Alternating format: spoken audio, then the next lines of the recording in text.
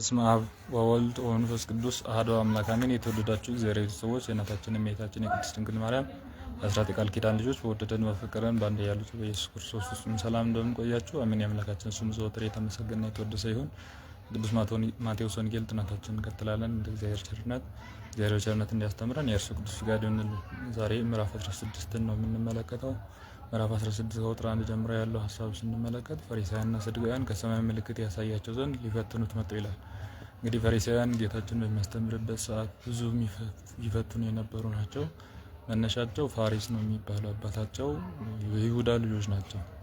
ከትዕማር ይሁዳ እንደወለደ የቅዱስ ማቴዎስ ወንጌል ምዕራፍ 1 ላይ የዘር ሐረግ በሚዘረዘርበት ላይ ተመልክተናል። ትዕማር የምትባል የአህዛብ ሴት ይሁዳ ልጆችን አጋብቶ ነበር። መጀመሪያ ታላቁን ልጅ ኤራውናንና ሴሎ፣ እነዛ መካከል ሁለቱ እሷ ምክንያት አህዛብ በመሆኗ ምክንያት ተቀስፈው ሞቱ። ሶስተኛው ልጅ ለማጋባት ፈርቶ ወደ ቤትሽ ሂጂ ብሎ ሲበደላት ማለት ነው።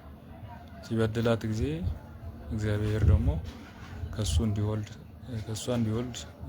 እሷ የፈለገችው ክርስትናን ስለሆነ ወይንም የዘር ሐረግ ውስጥ የክርስቶስ የዘር ሐረግ ውስጥ መግባት ከአሕዛብነት መምጣት ስለነበር እግዚአብሔር ባወቀ ከይሁዳ እንዲወለዱ አጋጣሚ ድንኳን ጥላ ዘማ መስላ። እንግዲህ አባ ጊዮርጊስ ምን ይላል?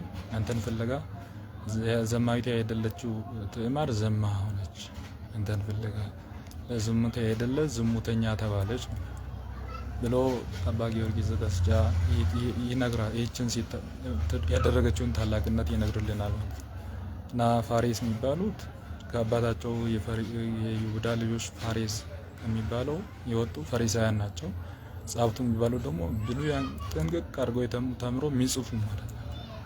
እና እነዚህ በጣም የጌታችን ትምህርት ላይ መቃቅር የሚያወጡና በጣም ተማሪዎች ጋር ሄደው ሲያካስሱ በጣም ፈተና የሆኑ ናቸው። እና አሁንም ድጋሚ ምልክት ያሳያቸው ዘንድ ሊፈትኑት መጡ ይላል። ምልክት ያሳያቸው ዘንድ ሊፈትኑት መጡ ይላል። እንግዲህ ፈሪሳውያን በጣም ከባድ አስቸጋሪ የጌታችንን ትምህርት እንዳይተላለፍ ለማድረግ ጥረት ያደረጉ እነዚያን ሰዎች አሉ። በቃ እዚህ ዘመን መኖራቸው አይቀርም እስከ ዓለም ፍጻሜ።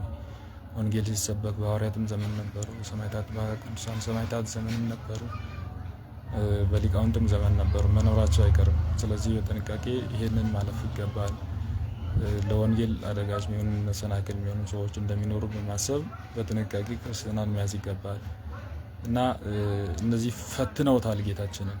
በመሸም ጊዜ ሰማይን ቀልቷል፣ ጊዜው ብራ ነው ትላላችሁ ብሎ ጌታችን ለነሱ መልስ እየሰጠን ለፈተና የመጡትን በፈተና መለሳቸው ማለት ነው።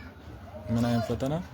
ሰማዩ ደመና ሲደምን ይዘንባል ትላላችሁ፣ ሲቀላ ደግሞ ቀልቷል ብራ ይሆናል ትላላችሁ። ይህን የሰማዩን ምልክት ማወቅ ከቻላችሁ እንዴት ብላችሁ ይህንን እናንተ ግብዞች የሰማዩን መተርጎም ታወቃላችሁ፣ የዘመን ውስጥ ምልክት እንዴት አታውቁም ብሎ ምልክት እንዴት ትጠይቁኛላችሁ? ይህንን የሰማዩን መመርመር እየተቻላችሁ አለ። እንግዲህ ግሳጼው የለወሳት የሆነ ግሳጼ ግን በጣም ከባድ ግሳጼ ነው። ምንም አታውቁ እንደማለት ነው። ታውቃላችሁ አያውቁም። ደመናው ስለ ዳመና ብቻ የሚዘንባል ትላላችሁ ማለት እኔ ነኝ ማዘንባው፣ ደመናውንም ዝናብ እንዲሰጥ ማድረገው እኔ ነኝ ነው። እናንተ ይሄንን ሰማዩን ሲደምን ዝናብ ይወርዳል በሚል እምነት ያላችሁ ሰው ብሎ አለማወቃቸውን ይነግርላቸዋል ማለት። ደመናው ሰማዩም ፀሐዩም ሁሉ እርሱ እንደሚወጣ እየተናገረ ነበር። አልገባቸውም፣ አልተረዱትም። እናንተ ግብዞች የሰማዩን ፊትም መተርጎም ታውቃላችሁ፣ የዘመኑ ምልክት እንዴት አታውቁም? ክፉና መንዝራ ትውልድ ምልክትን ትሻለች፣ ምልክት ግን ከነቢዩ ከዮናስ ምልክት በቀር አይሰጠውም። ከዚህም በኋላ ትተዋቸው ሄደ ይላል። እንግዲህ እየተከራከረ አልቆየም አምላካችን። እነሱን ማለፍ ይገባል። ገስጾ አለፋቸው። ገስጾ ማለፍ ይገባል። ወንጌል ፈተና የሚሆኑ ሰዎች ደቀ መዛሙርቱም በደረሱ ጊዜ እንጀራ መያዝን ረስተው ነበር። አሁን ቀጥሎ ያለው ታሪክ ደግሞ ላይ ያለው ታሪክ ለአሁኑ መነሻ ይሆናል። ደቀ መዛሙርቱ እንጀራ መያዛቸውን ረሱ። እነዚህ ደቀ መዛሙርት ደግሞ በጣም ጌታችንን ሲያስቸግሩ የነበሩ ልጆች ናቸው። ልክ እኛ አሁን እግዚአብሔር እንደምናስቸግረው እድሜያችን 90 ቢሆን ሁሉ እግዚአብሔር የምናስቸግር ሰዎች ልንሆን እንችላለን። ምክንያቱም በኃጢአት አላድግ እያሉ እግዚአብሔር እንድናድግ ይፈልገናል። ግን እኛ ያላድግ እያለን እናስቸግር እኖራለን። ሐዋርያትም እንደዚህ ነበሩ። እንጀራ 5 እንጀራ ሲያበረክት 7 እንጀራ ጥቂት ዓሣዎችንም ሲያበረክት አይተዋል። ግን አሁንም እንጀራ አልያዝንም የሚል በጣም እምነት የጎደለው አይነት ልብ ይዞ ነበርና መያዝን ረስተው ነበረ ይላል። ጌታችንም ኢየሱስም እወቁ ፈሪሳውያን ከሰዱቃውያን እርሾ ተጠበቁ አላቸው ይላል። እዚህን ጊዜ አሁን ፈሪሳውያንና ከሰዱቃውያን እርሾ ተጠበቁ ማለት ከትምህርታቸው ተጠበቁ፣ ከግብዝነታቸው ተጠበቁ፣ ጥቂቱን ኃጢአት እየተናዙ ትልልቁን ከሚወጡበት ተጠበቁ፣ ተማሪን ለመምህር መምህርን ለተማሪ ከማካሰስ ተጠበቁ ነበር እያላቸዋለሁ። ግን እነሱ አልተረዱትም። ከፈሪሳውያን እርሾ ተጠበቁ ብለዋል ብሎ እነርሱም እንጀራ አልያዝንም እንዲህ ይለናል ብለው እርስ በርሳቸው አሰቡ። ጌታችንም የኢየሱስ ሀሳባቸውን አውቆባቸው እንዲህ አላቸው፣ እናንተ እምነት የጎደላችሁ እርስ በርሳችሁ ምን ታስባላችሁ? እንግዲህ እምነት መጉደላቸውን በተደጋጋሚ ጌታችን ይወቅሳቸዋል። ይገርማቸዋል። ሐዋርያት በጣም በዚህ ልክ ወዲያው ያመኑ አይደሉም። ጌታችን ጋር ሲመጣ ግን ወዲያው ያመነች ብጽዕት ናት፣ ማእምንት ናት፣ አማኝ ናት ጌታችን ቅድስት ድንግል ማርያም። ጌታችን መነሻው ላይ ይኩነኒ በምትልበት ሰዓት የነበራት እምነት ሐዋርያት መጨረሻ ላይ መንፈስ ቅዱስ ሲወርድ የደረሱባቸው እምነት። ስለዚህ በጣም መዓት መሰላል ወጥተው ነው ሐዋርያት እምነተ ሙሉ ወይ ሐዋርያ ጌታ ሙሉ ደቀ መዛሙርት ሊሆን ይችላሉ። ራሳቸውን አሳልፎ እስከ መስጠት ሲደርሱ ነው። ጌታችን ራሷን አሳልፋ ሰጠች። ጀማሪ እያለች የእነሱን ፍጻሜ እምነት የነበራት ሴት ናት እና ሐዋርያት በዚህ መልኩ አስቸግረዋቸዋል፣ ጌታን አስቸግረዋል። እና እናንተ አታስተውሉም? በ5 እንጀራም ጊዜ 5000 ሰው የሆነውን 8 መሶብ እንዳስነሳ አታስቡም? ወይ 7 እንጀራ 4000 ሰው ስንት ቅርጫት እንዳስነሳ ትዝ አይላችሁም? ከፈሪሳውያን ከሰዱቃውያን እርሾ ተጠበቁ ያልኳችሁ ስለ እንጀራ እንዳይደለ እንዴት አታስተውሉም ብሎ ጌታችን ወቅሷቸዋል ተማሪዎችን። ከዚህም በኋላ ደቀ መዛሙርቱ ከፈሪሳውያን ከሰዱቃውያን ትምህርት እንጂ እንጀራ እርሾ ይጠበቁ ዘንድ እንዳልነገራቸው አንድ ጊዜ አስተዋሉ ይላል። እንግዲህ ግሳጼ አንዳንዴ ማስተዋልን ይሰጣል። ያልተገሰጸ ልጅ ባለጌ ነው የሚሆን እና ለዛ ግሳጼ ያስፈልጋል። የሚገስጽ አንዳንዴ መገሰጽ ይገባል። ግን ዓለም ደግሞ ነው ትምህርት የሚሆን አራያ የሚሆን ነገር አስቀምጦ ነው። በባዶ መገሰጽም ትክክል አይሆንም። ሐዋርያትን እርሱ በባዶ አይደለም የሚገሰጻቸው ጌታችን። ስለዚህ ገሰጻቸው። ከዚህ በኋላ ቅዱስ ማቴዎስ ወንጌል ምዕራፍ 16 ላይ ያለ ሐሳብ ወደ ቂሳሪያ እንዲሄዱ እዚያ ደግሞ የሰውን ልጅ ማን ይሉታል ብሎ ስለ ራሱ ጌታችን የጠየቀበትን ክፍል ያነሳል። ምዕራፍ 15 ከቁጥር 13 ላይ 16 ከቁጥር 13 ላይ ጌታችን ኢየሱስ ክርስቶስ ፊልጶስ ቂሳሪያ ሀገር በደረሰ ጊዜ ደቀ መዛሙርቱም የሰውን ልጅ ሰዎች ማን ይሉታል ብሎ ጠየቃቸው። እነርሱም መጥምቁ ዮሐንስ የሚሉ አሉ። ለምንድን ነው መጥምቁ ዮሐንስ የሚሉ ቢባል መጥምቁ ዮሐንስ አንገቱ ተቆርጦ ብዙ ዓመት አገልግሏል፣ አስተምሯል። አንገቱ ዞራ። ይሄ እንግዲህ ገድል ላይ ያለው እንደዛ ባይሆንማ ክርስቶስ ያለበትና መጥምቁ የሞተበት ዓመት በጣም የተለያየ ዓመት ነበር። መጥምቁ ተይዞ የተገደለበት ዓመት፣ ክርስቶስ እያስተማረ የነበረበት ዓመት የዓመት ያክል ልዩነት ውስጥ ነው። ይሄንን መጥምቁ ዮሐንስ ዓመት ሙሉ ዮሐንስ ከህሊናቸው ያልጠፋላቸው ሰዎች ነበሩ። በተለይ ለሄሮድስ በጣም ህሊናውን የሚረብሽ የሚወጣበት ነገር ቢኖር ዮሐንስ ተነሳ እያለ ይቃዣል። ለዛ ዮሐንስ መጥምቅ ነው የሚለው ያሉት ሄሮድስ ነው ማለት ነው። ሄሮድስ አጠገብ ላይ ያሉ ሰዎች ናቸው፣ አስገዳዮቹ ናቸው። አስገዳዮቹ ህሊና ዮሐንስ እድሜ ልክ ነግሶ ይኖርባቸዋል። ዮሐንስ ሰማዕተ ጽድቅ ነው። የክርስቶስን ሰማዕትነት የተቀበለ ሰማዕተ ጽድቅ ነው። ህሊናው ላይ ግን መጥፋት አልቻለም እና ዮሐንስ ነው የሚለው አሉ። ሌሎቹ ደግሞ ኤልያስ ነው ይላሉ። ኤልያስ ማድረግ ነው ያደረገው እና ተመልሶ መጥቶ ይሆናል። በቃ በእሳት ሰረገላ ስላደረገ ስላልሞታ ተመልሶ መጥቶ ይሆናል ብሎ እስራኤላውያን ለኤልያስ በጣም ክብር ነበራቸውና ግማሹ ኤልያስ ሳይሆን አይቀርም የሚላሉ። ሌሎች ደግሞ ኤርሚያስ ነው የሚለው አሉ ይላል። ኤርሚያስ ለእስራኤልም በጣም ሲያለቅስ የነበረ ነብይ ነው እና ምናልባት የሮም ቀኝ ግዛትነት በጣም አስጨነቋቸው ስለነበረ ምናልባት ነፃ ሊያወጣን ለእኛ ያዝንልን፣ ለህዝቦቻችን ለአባቶቻችን ያዝንልን ነበር ያለቅስ የነበረው።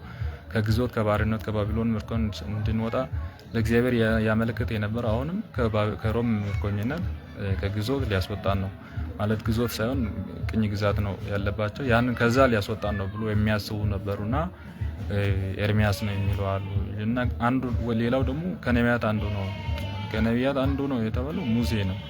ያው እንግዲህ የነቢያት ቀደምት የሚባለው ነቢያት መካከል ያው ቀዳሚዎቹ ነቢያት መካከል አንደኛው ሙሴ ነው እና ሙሴ እስራኤላውያንን ባህር ከፍሎ አሻግሯል እና የት እንደሞተ የት እንደተቀበረ አያውቁም እስራኤላውያን።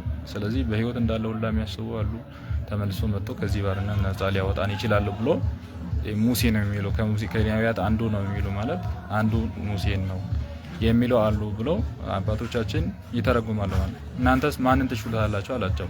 ስምዖን ጴጥሮስም መልሶ እናንተ የሕያው እግዚአብሔር ልጅ ክርስቶስ ነህ አለው። ጌታችን ኢየሱስ ክርስቶስም መልሶ እንዲህ አላቸው፣ የዮና ልጅ ስምዖን አንተ በጽኑ ሰማይ ያለ አባቴን ፈቃድ እንጂ ሥጋና ደም አልገለጠልህም፣ እኔም እልሃለሁ አንተ አለት ነህ። በዚህች ማለት ላይ ቤተክርስቲያን ይሰራታል፣ የሴት ልጆች በሮችም አይበረቱባትም። የመንግስተ ሰማያትን መክፈቻ እሰጣለሁ፣ በምድር ያሰረው በሰማይ የታሰረ ይሆናል፣ በምድር የፈታው በሰማይ የተፈታ ይሆናል። ከዚህም በኋላ እርሱ ክርስቶስ እንደሆነ ለማንም እንዳይናገር ደቀ መዛሙርቱን አዘዛቸው ይላል። በዚህ መልኩ ጌታችን አምላካችን መድኃኒታችን ኢየሱስ ክርስቶስ ስለ ራሱ የመሰከረውን ምስክርነት አንተ አለት ነህ ብሎታል። ምስክርነቱና አለት ያለው ጴጥሮስ የቤተክርስቲያን አለት አይደለም፣ ግን ምስክርነቱና እምነቱ፣ ትምህርቱ፣ ክህነቱና ጌታችን የሰጠው ክህነት ስልጣኑ የቤተክርስቲያን መሰረት ነው። ክህነት መሰረትነት ቤተክርስቲያን ክርስቶስ እንዲፈታ ክርስቲያኖች እንዲፈቱበት የተሰጠው ስልጣን ክህነት መሰረት ነው። ቤተክርስቲያን መሰረት ነው ክህነቱ ነው እንጂ ካህኑ አይደለም። ካህኑ መሰረት ሊሆን አይችልም። ምክንያቱም የሰው ልጅ ደካማ ስለሆነ የሰው ልጅ ቤተክርስቲያን ራሱ ጉልላት ወይም መሰረት ሊሆን አይችልም። ክርስቶስ ራሱ ነው መሰረት። ግን ምንድነው አሁን የጴጥሮስ መሰረትነት ቢባል እግዚአብሔር ልጅ ነው ብሎ ማመን ነው መሰረትነቱ። ሌላው ክህነቱ ነው መሰረቱ። የትምህርት ስርዓቱ አምልኮ ስርዓቱ ነው መሰረቱ። በዚህ መልኩ ሐዋርያት የመሰረቷት እንላለን ማለት ነው። እና በዚህ መልኩ ጴጥሮስን አመሰገነ። እንግዲህ ይህ ምስጋና ኋላ ሌላ ችግር ይፈጥራል። ሐዋርያት መካከል የመበላለጥ ስሜትን ይፈጥራል። እሱም ምዕራፍ 18 ላይ እንመለከታለን። አሁን ግን እንደዚህ ጌታችን ሰማያዊ ስልጣን ማሰርን መፍታትን እና መንግስተ ሰማያት በር መግቢያ ቁልፍ መያዝ እሱ በር ነው የሚሉ አሉ ሰዎች አሉ። እውነት ነው፣ በር ነው። ግን የበሩ ቁልፍ ደግሞ ያለው ጴጥሮስ ጋር ነው ማለት ክህነት ጋር ነው። በሩ ጋር ለመግባት ቁልፍ ያስፈልጋል። ጴጥሮስ ደግሞ ቁልፉን ይዞታል ማለት። በዚህ መልኩ አምላካችን የመንግስተ ሰማያት መክፈቻ እሰጣለሁ ብሎ ለካህናት የሰጠውን ትልቁን ስልጣን የመጨረሻውን ስልጣን ይነግረናል ማለት ነው። ቀጥሎ ከዚያም ጊዜ ጀምሮ ጌታችን ኢየሱስ ወደ ኢየሩሳሌም ይሄድ ዘንድ ከሽማግሌዎች፣ ካህናት፣ አለቆች ከዛፎችና ወደ ብዙ መከራ ይገደል ዘንድ በሦስተኛው ቀን ይነሳ ዘንድ እንዳሉ ለደቀ መዛሙርቱ ይናገራቸው ጀመረ። አሁን ጴጥሮስ አለት ቢሆን በዚህ ጉዳይ ላይ አሁን የሚነግራችሁን ነገር ትሰማላቸው። ጴጥሮስ እንዲህ ይላል፣ እንደሚገደል በሦስተኛው ቀን ይነሳ ዘንድ እንዳለ ጌታችን ሲናገር አይሁንብህ ጌታ ሆይ ይላል። እንግዲህ በጣም ከፍቅሩ የተነሳ ማለት ነው። አቤቱ አይሁንብህ፣ ከቶ አይድረስብህ እያለ ይከለክለው ጀመረ። ጌታችንም ኢየሱስ መለስ ብሎ ጴጥሮስን እንዲህ አለው፣ አንተ ሰይጣን ከኋላዬ እንቅፋት ሆንብኛልና የሰውን እንጂ የእግዚአብሔርን አታስብና ብሎ እንግዲህ መሰረት ቢሆን አንተ ሰይጣን አይባልም ማለት ነው። አሁን ተመዝግኖ አሁን እንግዲህ ሰው እንደዚህ ደካማ ነው። አሁን የሚወርቅ አንድ የሚነሳ አንድ የሚወርቅ ፍጡር ነው። አንድ ሰውዬ የጌታችን ሲል ዳቪንቺ ማለት ይባላል። እንግዲህ ዳቪንቺ የጌታችንን ስዕል ለመሳል አስቦ የክርስቶስን ባህሪ የሚወጣ ሰው ፈልጎ አገኛል። በጣም ደግ ሰው የሚባል ማለት ነው። ከዛ በኋላ እሱን ሳለ። ከዛ በኋላ ዳቪንቺ ከ12 ሐዋርያት መካከል የይሁዳን ስዕል ማንን አግኝቼ እንደ ይሁዳ ያለ ሰው ላገኝ ብሎ 7 ዓመት ሙሉ ተንከራተተ፣ አላገኘም። ከዛ አንድ ቀን 7ኛ ዓመት ላይ ያገኛል። እና አሁን ጌታችንን ሐዋርያት ደቀ መዛሙርቱን ለመሳል ስላሰብኩኝ እባክህ ብዙ ስጦታዎችን እሰጣለሁ፣ የይሁዳን መልክ አንተን አድርጌ ልሳል ብሎታል ሰውየውን። ከዛ በኋላ ሰውየው አለቀሰ። ለምን ታለቅሳለህ ሲባል ባለፈው የዛሬ 7 ዓመት የጌታ መልክ የሳልከኝ ሰውዬ እኔ ነኝ፣ አሁን ደግሞ በ7 ዓመት ተቀይሬ ይኸው ይሁዳን ሆኛለሁ ብሏል ይባላል። እና ጴጥሮስም በዚህ መልኩ ጠዋት ብፁዕ ተብሎ ማታ አይሁንብህ ብሎ በደቂቃዎች ውስጥ አይሁንብህ ጌታዊ ብሎ አንተ ሰይጣን ተባለ። ሰይጣንን የተሳደበ ይላሉ አባቶች። በጴጥሮስ አንጻር ሰይጣንን የተሳደበ ከኋላ ሂድ ዓለም እንዳይድን የሚፈልግ ሰይጣን ነውና ጌታችን ካልተሰቀለ ዓለም አይድንም። በራሱ እሱ በመረጠው መንገድ የመረጠው መንገድ ዓለምን ለማዳን የመጣበት እና በዚህ መልኩ እግዚአብሔርን የሰው እንጂ እግዚአብሔርን አታውቅም ብሎ ቅድም አባቴ ነግሮሃል አለ። እውነት ነው። የእግዚአብሔር ልጅ አብ ልጅ ነው ማለትን አባት አብ ከእግዚአብሔር አብ በቀር ሊያስተምር የሚችለው በዚህ ምድር አልነበረ። ምክንያቱም በቤተልሔም የተወለደ ምንም የሌለው ድሃን የእግዚአብሔር አብ ልጅ ሊል የሚችል አእምሮ እምነት ሊኖራቸው አይችልም። ግን እርሱ ያንን ምስክር ስለሰጠ አመሰገነው። መመስገን ባለበት ላይ ያመሰግናል፣ መውቀስ ባለበት ላይ ግጥም አድርጎ ሐዋርያትን ይወቅሳቸዋል። ሐዋርያትን ሲወቅስ ግን ከሕዝቡ መካከል ሳይሆን ራሳቸውን በልዩነት እንደሚገስጽ ይሄ ለእኛ ትምህርት ይሆናል። ከዚህም በኋላ ጌታ ኢየሱስ ደቀ መዛሙርቱ እንዲህ አላቸው፣ እኔን ሊከተሉ የሚወድ ራሱን ይካዳል። እኔ እሞታለሁ ሲባል ሞትን ፈርታችሁ እኔን ሸሹ አትሆኑ። እኔ እንደምሞተው ብቻ አይቀርም፣ ሞቱ ወደ እናንተም የሚተላለፍ ነው። ሊከተለኝ የሚወድ መስቀሉን ራሱን ይካድ ይላል። መጀመሪያ ይሄ እጅ ማንጻት ልክ ምግብ ለማቅረብ እጅ እንደመታጠብ ነው። ራስን መካድ መጀመሪያ ከተካደ በኋላ ነው መስቀል መሸከም የምንችለው። የክርስትና ፈተናዎችን ነው መስቀል የምንለው። አንደኛ ክርስቶስ መከራ የተቀበላቸው መከራዎችን፣ መስቀሉን፣ ክርስቲያኖችን መከራ፣ 3 ነገር ነው መስቀል የሚባለውና ራሱን ይካድ ጨክኖ ሞቱን መስቀል ተሸክሞ ይከተል። የራሱን ነው የሞቱን መስቀል ነው የሞቱን መስቀል ተሸክሞ። ስለዚህ እኔ ጋር ብቻ የሚቀር አይደለም፣ ሰማዕትነት ወደ እናንተ የምትተላለፍ ናት ጌታችን ብሎ ነፍሳቸውን ማዳን ከፈለጉ ሰማዕትነትን መቀበል እንደሚገባ አጽንቶ ይነግራቸዋል። ስለኔ ነፍስን የሚጠላት ያገኛታል። ስለኔ ነፍስን የሚጠላት ያገኛታል። ስለ ዓለሙ ሁሉ ቢገዛ ነፍሱን ቢያጣ፣ ሰው ዓለሙን ሁሉ ቢገዛ ነፍሱን ቢያጣ ለሰው ምን ይረባዋል? ሰውስ ለነፍሱ ቤዛ ምን በሰጠ ነበር? የሰው ልጅ መላእክትን አስከትሎ በአባቱ ክብር ይመጣ ዘንድ አለውና ያን ጊዜም ለሁሉ እንደ ስራ ዋጋውን ይሰጠዋል። እውነት እላቸዋለሁ የሰው ልጅ በመንግስት ሲመጣ እስከማየት ድረስ እነዚህ ቆመው ካሉት ሞትን የማይቀምሱ አሉና ብሎ ጌታችን አምላካችን መድኃኒታችን ኢየሱስ ክርስቶስ ለሐዋርያት አጽንኦ ሰጥቶ ሞትን የማይቀምስ ከሐዋርያት መካከል እንዳለ የማይቀምሱ አሉና ብሎ ምልክት ይሰጣል። የማይቀምሰው ማን ነው? ዮሐንስ ወንጌላዊ ነው ይላሉ አባቶች። ኋላ ላይ ዮሐንስ ወንጌል ላይ በጣም በጥልቀት ተጽፏል። እንዴት ይሆናል ይህስ እንዴት ይሆናል ብሎ ጴጥሮስ ስለ ወንድሙ የጴጥሮስን በሰማዕትነት እንደሚሞት ጌታችን ከተናገረ በኋላ ይህስ እንዴት ይሆናል ብሎ ስለ ወንድሙ በጣም ተጨንቆ ማለት ወንድሙ ማለት ስለ ዮሐንስ ተጨንቆ ማለት ነው። ሐዋርያት እንደዚህ እርስ በርስ ይጨናነቃሉ በጣም ከልብ ወንድምነት እና ይህስ ደግሞ ምን ይሆናል ብሎ ስለ ዮሐንስ ሲጠይቀው የስጋው ልጅ እስከ ምጽአት ድረስ ቢኖር ቢፈቅድስ ምን አገደው አለው ማለት ነው። ዳግም መጥቼ እስከሚሞት ዳግም ምጽአት ጊዜ ቢጠብቀው ምን አገደው ብሎ ስለ ዮሐንስ ጌታችን ተናግሯል። ስለማይሞት አይደለም ይላል ዮሐንስ ደግሞ ለትህትና ማለት ነው። ስለማይሞት ሳይሆን ያው ደቀ መዝሙር ጌታ ይወደው የነበረ ደቀ መዝሙር ስለማይሞት ሳይሆን እስከመጣ ድረስ ባይሞት ምን አገደው አለው እንጂ ብሎ ስለራሱ በትህትና ይጽፍልናል። እኛም ቤተክርስቲያን ይህንን አውቃ ዮሐንስ እንዳልሞተ በትክክል እናምናለን። ግን ሞተዋል የሚሉ ሊቃውንት አሉ። እሱን ነገር ሁለቱን መያዝ ይቻላል ማለት ነው። ዶግማ አይደለም። ምክንያቱም የዮሐንስ አለማረፍ ዮሐንስ ካደረገ ለቤተክርስቲያን ካደረገው የበለጠ አይደለም። እሱ አለማረፉ ቤተክርስቲያን እሱን ማክበሯን ምን ያክል ያከበራትን ቤተክርስቲያን ማክበሯን የሚያሳይ ነው። እስከ መስቀል የታመነ ስለሆነ ማለት ነው።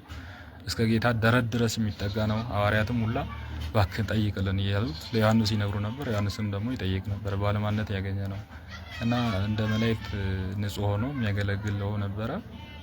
እሱ ሞቷል አልሞተም የሚሉ ንትርኩት አንገባም። ግን ጌታችን የተናገራቸው አንዳንዶቹ እስከምጽአት ድረስ እንደሚቆዩ በዚህ ምዕራፍ ላይ ተናግሯል። በዮሐንስ ወንጌል ምዕራፍ 21 ላይ ለጴጥሮስ ይህንን ነገር ተናግሯል ማለት ነው። ዮሐንስ የሰማዕቱ የቅዱስ ዮሐንስ የመጥምቁ ዮሐንስ የቅዱሳን ሐዋርያት ረድኤት በረከት ይደርብን። ከጌታችን ጋር በርቀት በፍቅር በይቅርታ እንድንኖር ፈጣሪ ይርዳን። ወስብሐት ለእግዚአብሔር።